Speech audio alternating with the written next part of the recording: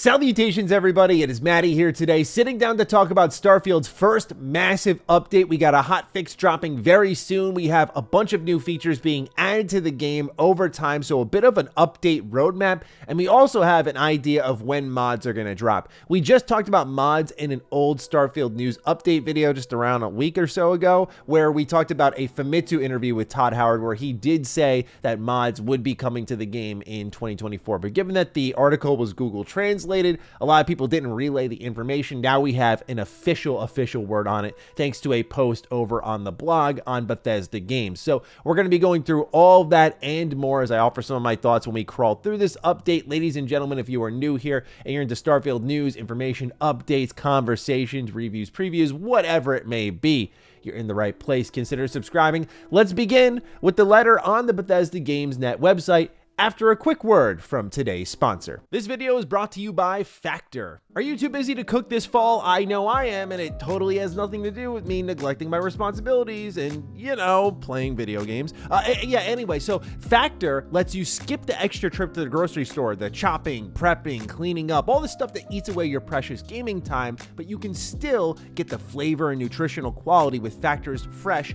never frozen meals that are ready in just 2 minutes. All you have to do is heat up and enjoy and go back to whatever you were doing. Now, for me, I always sometimes like to have a bit of a calorie conscious option, given I, sit around a lot. So they also have the delicious dietitian approved calorie smart meals. But maybe you need an extra boost in your wellness goals. For me, I personally was trying to put on some mass at the gym. Protein Plus meals with 30 grams of protein or more per serving are available. So what are you waiting for? Head to factor75.com or click the link down below and use the code MattyPlays50 to get 50% off your first Factor box. The letter begins saying, first, an enormous thank you to all of you playing Starfield and your support. We are absolutely blown away by the response and all you love about the game. We're also reading all your great feedback on what you'd like to see improved or added to the game. This is a game we'll be supporting for years and years to come, so please keep all the feedback coming. Even if we don't get to your requests immediately, we'd love to do it in the future, like city maps. Our priority initially is making sure any top blocker bugs or stability issues are addressed and adding quality of life features that many are asking for. I'm going to stop right there. This is so exciting to see. Years and years of updates. I know there's a lot of fatigue from people of a game is never final. There's always something new coming to the game. I'm not really looking at it from like what expansions are they going to do, although I think there will be more than just one expansion for Starfield. But I love seeing this because Fallout 4 to me is always been a missed opportunity. When that game was as successful as it was, and we really only got Far Harbor, which I think is one of the best DLCs Bethesda did, and then Nuka World, which kind of addressed some of the criticism of, hey, I want to play as a bad guy. I still felt there was so much more to do. I mean, people were digging through the files. There seemed to be an underwater DLC planned for the game. There was so much seemingly planned for Fallout 4. And so when they announced Nuka World, and so when Pete Hines confirmed that Nuka World was the final DLC for Fallout 4, there was a lot of people in the Fallout community surprised and disappointed because there was just workshop DLC. You got little things like Automaton, but really it was Far Harbor and Nuka World. Those are the main things we're looking for from Bethesda Game Studios. So to hear they're going to be supporting this for years and years, I imagine as a product of Game Pass, you want to keep this a highly played game.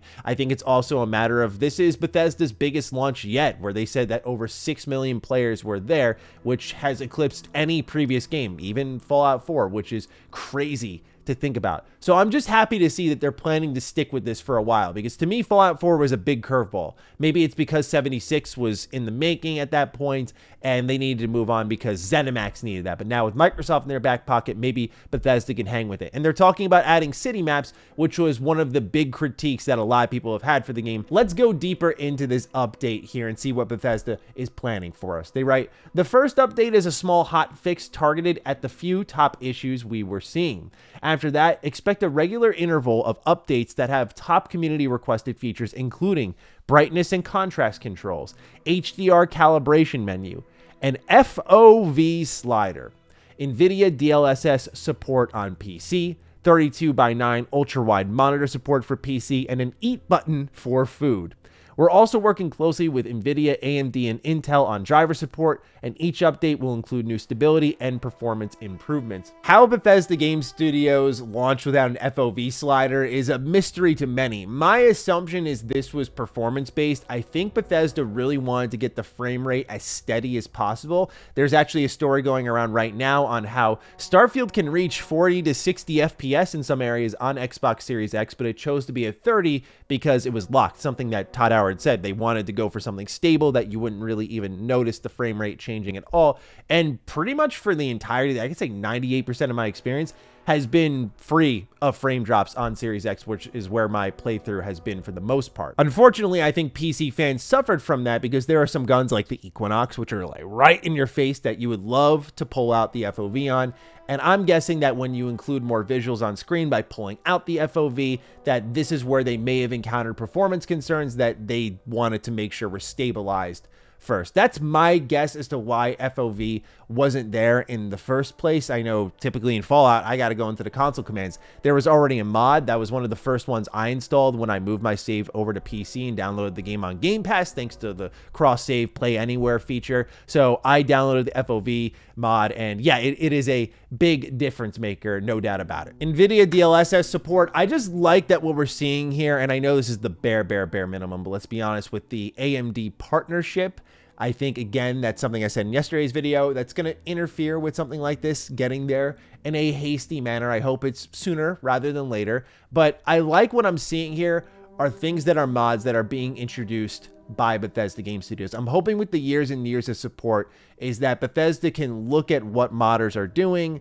and try to innovate upon that, make things better, make things official, and so on and so forth. I think there's a lot of opportunity here to right some wrongs, because I think one of the worst things Bethesda's done is when I looked at like Fallout 4 and Fallout 76 and people were making community patch mods for these games, and these are carried over with legacy bugs and whatnot. I always found that disheartening because I feel like those are the first bugs that should be addressed, not just carried over into the next product. So it looks like they're handling some of that here. So I like that they're not leaving some of the mods just to be there for you and say, well, that's your answer right there. When we get console mod support, we'll figure that out too. I have not heard many people asking for an eat food button, but I'm happy that's going to be there. I've heard complaints about the HDR in Starfield, so I think this is going to be good for people who are having washed out images and want something a little bit better. And on the driver support front, I have seen online some people with Intel are getting a little bit of bottlenecking. So hopefully more stability and improved performance is on the way with each and every update. Now they're writing afterwards about mods, so let's take a look at that. Additionally, we are working on our built-in mod support creations that will work across all platforms, similar to what we've done in Skyrim and Fallout 4. This full support is planned to launch early next year. Until then, we know our PC community is already very active in the modding space, which is extremely true. And if you have any feedback on how we can make this better, please let us know. Modding and creating in our games will always be a vital and important part of who we are, and we love seeing the community get off to such a strong start. If I were to relay anything on a modder's behalf, I would say that Bethesda Game Studios needs to really communicate what the memory limit is going to be over on consoles, because I know there were some mods that were able to be ported over to Xbox One, for example, and that was really nice to see, like full visual overhauls. Even some Quest mods were able to make their way to Xbox. And with a next-gen console, I'm hoping that they can communicate to modders to kind of get the ball rolling early. Here's what to expect. I also would say one thing that would make it better is don't automatically disable achievements when people install mods. You know, your games are built on the idea of play how you want, whatever way you want. And I hate to say it, you may not want to hear this, but some people want certain things from the mods put into their games, and they may also be achievement hunters like me. For me, I don't like that I had to go in and install an achievement enabler to go on the back end and flip an on switch that you flip off if I try to load in a game with mods. And yes, that does mean some people will cheat to get the 1000 gamer score. There will probably be a mod that just flips the switch, you got all the gamer score. I'm sorry, Bethesda, but yeah, just I think auto disabling that, I don't think that's the right idea either. I know it's for a very niche community, but achievement hunting is still fun. I think people are going to want to mod their current save files. And for people who are modding for the first time, which if Starfield's your biggest game ever, there's going to be millions of people modding for the first time. They don't want to lose achievement progress or ruin their main save file in the game. So you don't want to force a restart, especially with how, I'll just say, replayable Starfield is with New Game Plus.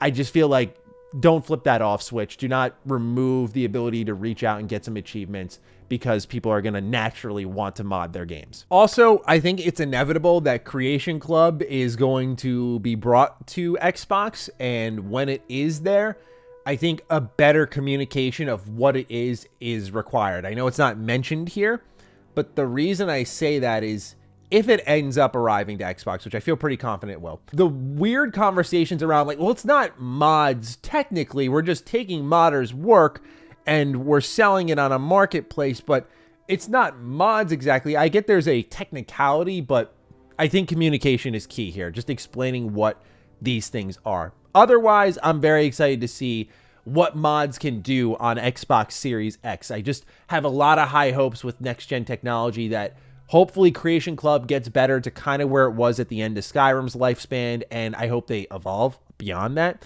And then when it comes to mod support, man, I am so excited for console fans if we can finally get them a little peek into what PC fans have been able to enjoy for years and years and years, to kind of ease that process. I think Nexus has done a great job with Vortex, which I know is pretty controversial, but like I downloaded this mod list called Odyssey and it just went through, installed it all, and my save was good to go. It was pretty incredible. It was my first time really using that, and I was super impressed. So modding's getting less and less about digging into the back end of your files, dragging and dropping, and more about just install and go, which we love to see. And so I hope console users can continue to enjoy that on a bigger level. Last but not least, we got the hotfix here. This is what's coming to Xbox Series X. First, performance and stability. Xbox Series X and S improved stability related to installations and various stability and performance improvements to reduce crashes and improve frame rate. Meanwhile, some quests have fixes. You may notice these are all main story quests. I'll explain that in a moment. All That Money Can Buy fixed an issue where player activity could result in a quest blocker. Into the Unknown fixed an issue that could prevent the quest from appearing after the game is completed. Shadows and Neon fixed an issue where the player activity could result in a quest blocker. So I actually knew a reviewer who I believe was on Into the Unknown or All That Money Can Buy. It was one of the two quests, and they couldn't progress the main story at all. And I felt really bad for them because at that time I had beat the main story, and I think Starfield's main story kicks ass. So I was like, man, that sucks.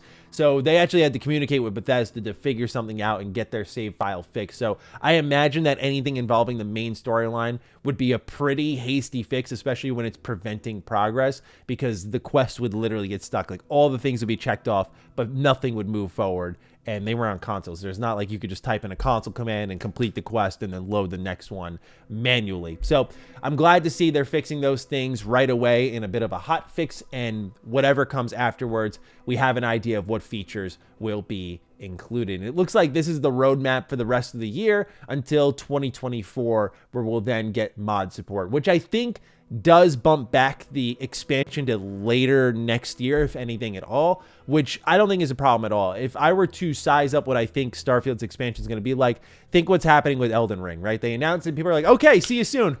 Wait, where are you? And we still have no idea about what Shadow of the Erd Tree is going to be. So that's what I'm thinking Shattered Space is going to be. I think it's going to be a massive type of Shivering Isles expansion, and I'm very excited to see what they do with that. And if they do any other little DLCs in between, we'll see. I think given that they're supporting the game for years and years, I don't know if they're going to go all in on just one big thing. We'll see. We'll learn more. But this is the start of the updates for Starfield. So ladies and gentlemen, let me know what you're thinking about what Bethesda has told us in the comments down below. I'm looking forward to seeing your thoughts. Other than that, be sure to follow me on Twitter, follow me on Instagram. Those links are in the description down below. And a big thank you to all the patrons, all the members who continue to support the heck out of the content here. Stay sexy, stay active. I love you all. Peace.